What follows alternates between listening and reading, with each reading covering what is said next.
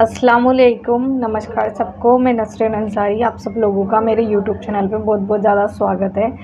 आप सब लोगों को मेरे और मेरे पूरे परिवार की तरफ से महाराणा प्रताप जयंती की बहुत बहुत ज़्यादा शुभकामनाएं। जैसा कि आप लोग सब जानते हैं कि आज महाराणा प्रताप जयंती है और महाराणा प्रताप एक ऐसे व्यक्तित्व के इंसान थे कि जब भी महाराणा प्रताप को याद करते हैं ना, तो हमें भारत के ऐसे वीर योद्धा की याद आती है जिन्होंने हमेशा एडवर्ड सिटी से लड़ते हुए अपने जीवन बिताया। वो ऐसा टाइम था जब मुग़लों के सामने अतर राजपूताना राजा संधि कर चुके थे, या फिर आप दूसरी लैंग्वेज में बोल दीजिए सरेंडर कर चुके थे, या फिर मित्रता का हाथ बढ़ा चुके थे एक दूसरे के लिए। और इसके अलावा लेकिन महाराणा प्रताप को ये सब कभी रास नहीं आया, उनको कभी ये सब मंजूर नहीं था और उन्होंने कठिनाई से भरी हुई अपनी ज़िंदगी चुनी बजाय संधि या दोस्ती करने के लिए। अपने आदर्शों के साथ कभी भी ना सरेंडर करने वाले महाराणा प्रताप निश्चित ही हमारे भारत देश के आदर्श पुरुष माने जाते हैं। उनकी लाइफ की मेन बात मैं आपको बताना चाहूँगी। उनकी लाइफ के कुछ अहम हिस्से, जैसे कि महाराणा प्रताप के इस पूरे कठिनाई भरी ज़िंदगी से जो पहला सबक हमें मिलता है, लम्हों से खता की सादगी ने सजा दी। महाराणा प्रताप को जो मुग़लों के साथ बहुत ही लंबा संघर्ष चला, जिसमें लास्ट में महाराणा प्रताप वीर गति को प्राप्त हुए। मुग़लों को भारत में बुलाने वाले भी महाराणा प्रताप जी के कुछ राजपूताना के कुछ राजाओं थे, क्योंकि इब्राहिम लोदी को हराना था, जिसमें से उनके खुद वंशज के लोग थे महाराणा प्रताप के, जिसमें महाराणा प्रताप की जो कुछ राजा थे वो इब्राहिम लोदी को नहीं हरा पा रहे थे, इसलिए उन्होंने बाबर को बुलाया और उन्होंने इसके लिए पहले पानीपत युद्ध हुआ, तब ऐसा माना गया था कि बाबर आएगा और वो लोदी को हराएगा और कुछ लूटपाट करेगा और वापस से लौट जाएगा, ऐसा ही सबने सोचा था। लेकिन ये हमारे रास्ते का काटा, लोगों ने ऐसा सोचा, जो राजा वगैरह था उन्होंने, कि हो सकता है कि हमारा इसके साथ साथ हमारा रास्ते का कांटा भी हट जाएगा। लेकिन ऐसा बिल्कुल नहीं हुआ, क्योंकि बाबर को तो भारत रास आ गया था। फिर वहाँ से मुग़ल हिस्ट्री शुरू हुई। अगर बुलाया ही नहीं जाता तो कभी बाबर ही नहीं आता, नहीं शायद इतिहास ही कुछ और होता, तो इतिहास से कुछ और इफ़ेक्ट वगैरह कुछ और होता, और साथ में महाराणा प्रताप की स्टोरी कुछ और ही दर्शाई जाती अगर बाबर ना होता तो। दूसरा बड़ा सबक इनकी लाइफ से हमें मिलता है कि ये पूरी लाइफ एकदम ज़मीन से जुड़े हुए राजा रहे। जैसे कि लोग बाग होते ना, बोलते बहुत से कि ये ज़मीन से जुड़ा इंसान है, वो ज़मीन के अलावा वो कहीं भी किसी से भी दगा नहीं कर सकता। वो सिर्फ और सिर्फ जो भी है अपनी ज़मीन का है, अपनी धरती माँ का है। सो जो बोलते वो ऐसे गुण सिर्फ और सिर्फ महाराणा प्रताप के अंदर थे। जिस तरह मेवाड़ के क्षेत्र में भीलों ने सारी लाइफ महाराणा प्रताप की सेवा में अपना साथ दिया, अपने प्राण तक कुर्बान करने के लिए तैयार थे। वो भील जो उस लॉयल्टी के पीछे महाराणा प्रताप की वह सादगी थी, जिससे वो सब लोगों के साथ घुल मिल जाया करते थे। युद्ध में हारने के बाद लंबे समय तक जब वह गुरिल्ला वॉरफेल की नीति अपनाकर मुग़लों को परेशान करते रहे, आम जनता का पूरा साथ उनके साथ रहा हमेशा। लेकिन ये तो तभी पॉसिबल है ना जब आप लोगों का दिल जीते, और उनके लिए आप बेसिकली एक अच्छा राजा होना बहुत ज़्यादा ज़रूरी है। अगर आप एक अच्छा राजा नहीं हो और अपनी प्रजा के लिए आप कुछ नहीं कर रहे हो, तो आप खाक राजा हो, आप किसी काम की भी राजा ना हो। और साथ में ये सब आज जितने भी ताकतवर लोग हैं जो अपनी छवि हमारे इंडिया के लिए बताते हैं कि हम नेता लोग हैं, ये है वो है, जो बखान करते हैं अपने गुणों का, उन सब के ऊपर भी ये सारी चीज़ें लागू होती है आज के टाइम पे। तो लोग बोलते हैं ना कि हम राजा है, ये है, मंत्री है, तो वो सिर्फ और सिर्फ राजा है तो अपने घर के। अगर वो जनता का या किसी का भला नहीं कर रहे हैं तो वो किसी का भी राजा नहीं है। वो तो सिर्फ और सिर्फ ये होगा कि अंधेरी नगरी चौपट राजा वाला किस्सा हो जाएगा। अगर ऐसा माहौल जो हमारे अभी इंडिया में देखने को मिल रहा है, तो वो सिर्फ और सिर्फ ऐसा ही मिल रहा है कि अंधेरी नगरी चौपट राजा वाला, जहाँ पे कुछ नहीं है, सिर्फ और सिर्फ जनता परेशान हो रही है और मीडिया बस अपने ही राजाओं की सुन रही है जो उनको पैसे देने वाले हैं, और किसी की नहीं सुन रही है। और साथ में ये भी है कि और तीसरा सबसे बड़ा सबक उनसे ये मिलता है कि असली बहादुरी माइंड में होती है, आपके व्यवहार में होती है, आपके दिल में होती है।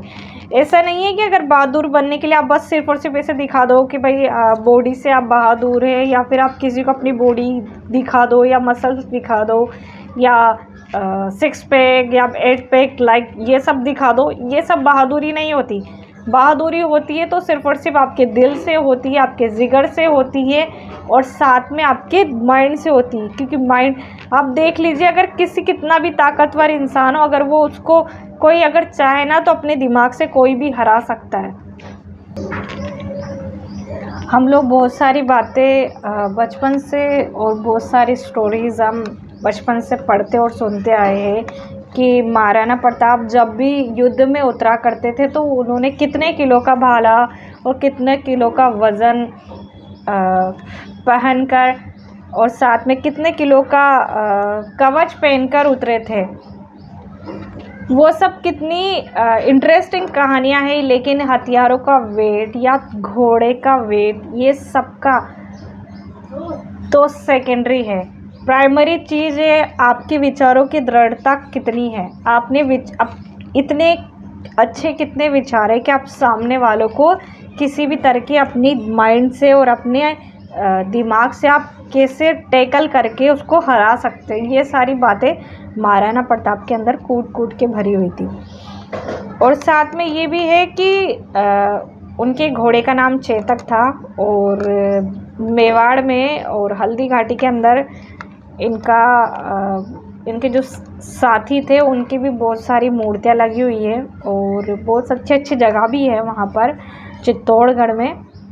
और इसके अलावा हमारे शहीद भगत सिंह जी ने कभी कहा था कि क्रांति बमों से, बंदूकों से और गोलियों से नहीं आती, क्रांति आती है तो सिर्फ और सिर्फ आपके विचारों से आती है। यही बात है कि जब भी अगर इंसान कोई विचार पेश करे या कोई अपनी बात पेश करे तो वो उसके ऊपर डिपेंड करता है कि उसके मेंटलिटी स्ट्रेंथ कितनी है। महाराणा प्रताप जो है ना, युद्ध कला नीति निर्माण में निपुण थे। आज भी मेवाड़ में उनके शौर्य की गाथा लोकगीतों के द्वारा से बताई जाती है कि और साथ में बता दें कि उनकी विशेषता ये भी थी कि युद्ध के समय वो एक म्यान में 2 तलवारें रखते थे। एक युद्ध में खुद के लिए और दूसरा उस दुश्मन के लिए, उस शत्रु के लिए, कि कुशल योद्धा की तरह वह कभी भी किसी भी निहत्थे के ऊपर वार नहीं करते थे। आप लोग खुद सोच लीजिए कि अगर हमारे देश में और दुनिया में ये होता है कि अगर किसी को हराना है तो उसको इस तरीके से कमज़ोर बना दो कि वो अपनी सत्ता या फिर अपना सब कुछ बर्बाद कर दे। ये सिर्फ और सिर्फ मूर्खता की निशानी है। वीर और योद्धा वही होते हैं जो अगर कभी कोई निहत्था या अपने से कमज़ोर अगर इंसान है तो अगर उससे हम युद्ध कर रहे हैं तो हमारा युद्ध हमें वही रोक देना चाहिए। वही हमारे लिए बहादुरी की चीज़ है कि हम सबसे पहले अगर हमारा सामने वाले को देखें, अगर वो हमारी बराबरी का है या फिर हमसे ज़्यादा उसका है बल का, तो तभी उससे मुकाबला करें। अगर वो निहत्था है और वो हमसे कमज़ोर है तो हम उससे कभी भी युद्ध ना करें। साथ में जिस वजह से ज़रूरत पड़ने पर वह अपनी तलवार दुश्मन को भी लड़ने के लिए दे दिया करते। वो एक दानी भी थे कि जब भी अगर कोई सामने वाले योद्धा को अगर तलवार की या फिर दुश्मन को कभी उनकी तलवार वगैरह गिर जाया करती थी तो वो जो महाराणा प्रताप थे कि वो अपने साथ में 2 तलवार रखा करते थे कि अगर कोई किसी को ज़रूरत भी पड़ी तो उस टाइम पे अपने दुश्मन तक को भी वो तलवार दे दिया करते थे। शिक्षा उन्होंने अपनी जयंता बाई से मिली थी। आप लोग खुद सोचिए कि हमारे जो इतिहास में हर तरफ बहादुरी के और साथ में प्यार के और साथ में प्रेम के और साथ में आदर के इस तरीके के किस्से हैं, लेकिन फिर भी हमारे देश दुनिया में आज इतना बुरा माहौल हो चुका है कि कोई भी इंसान किसी का सगा नहीं हो रहा है। कि जहाँ प्यार की और जहाँ स्नेह की और जहाँ साथ की ज़रूरत होती है लोगों को, वहाँ ही सब लोग पीठ दिखा के चले जाते हैं। ऐसा सिर्फ़ और सिर्फ हमारे इंडिया में ही देखने को मिलता है।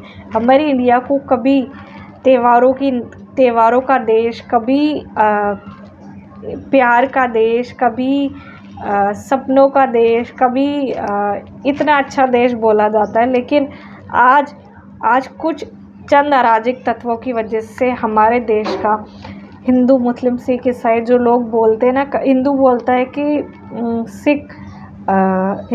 है कि हिंदू खतरे में है, मुस्लिम बोलता है कि मुस्लिम खतरे में है, सिख बोलता है कि सिख खतरे में है, ईसाई बोलते हैं कि ईसाई खतरे में है। लेकिन हम ये क्यों नहीं सोचते कि जो ये चंद हमको अराजक तत्व लड़वाने वाले हैं, उनकी वजह से हमारा देश खतरे में है। और साथ में बाहर की कंट्रीज़ में हमारे देश की कितनी गंदी तरीके से छवि बिगाड़ रहे हैं ये लोग। ये सिर्फ़ और सिर्फ जो नेता लोग हैं, ये हमारे देश को बर्बाद करने के लिए आए। 2001 और 2002 के टाइम पे दो ऐसे लोग थे जिनको हमारे देश के लिए खतरा बताया गया था। आज वही हमारे देश पे राज कर रहे हैं और हमारे देश की रीढ़ की हड्डी से लेकर हमारे देश की हर एक अंग को हिला के रख दिया है इन चंद अराजक तत्वों ने। अभी भी टाइम है, लोग बाग चाहे तो अभी चुनाव आने वाले हैं। जाति पाति के नाम से आप लोगों को मत चुनिए। आपको चुनना है तो उसको चुनिए जो हमारे देश में हमारी बात और हमारे विचार रख सके, ऐसे लोगों को चुनिए।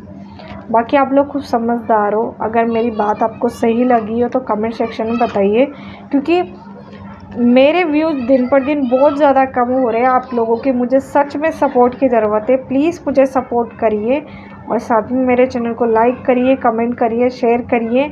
और आपको अगर कुछ बात गलत भी लग रही है तो आप मुझे कमेंट सेक्शन में आके बताइए।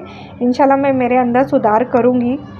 और बाकी आप खुद लोग समझदार हो कि आपको अगर सही लगता है तो आप बताइए, ना भी लगते तो बोलिए, मुझे कोई दिक्कत नहीं है। बाकी आप लोग कमेंट करते रहिए, शेयर करते रहिए, लाइक करिए और सब्सक्राइब बढ़ाते रहिए। सब्सक्रिप्शन भी धीरे धीरे करके नहीं आ रहे हैं, तो प्लीज़ आप मुझे सपोर्ट करिए। प्लीज़ प्लीज़ प्लीज़ मुझे आप लोगों की सपोर्ट की सच में बहुत ज़्यादा ज़रूरत है। और ऐसे मेरे यूट्यूब चैनल को देखते रहिए और प्यार देते रहिए। जय हिंद, जय भारत, अल्लाह हाफिज़। वंस अगेन आप सब लोगों को महाराणा प्रताप जयंती की बहुत बहुत ज़्यादा शुभकामनाएं, मुबारकबाद। और खुश रहिए, खुश रखिए, बड़े छोटों का ध्यान रखिए। अल्लाह हाफिज़, बाय बाय।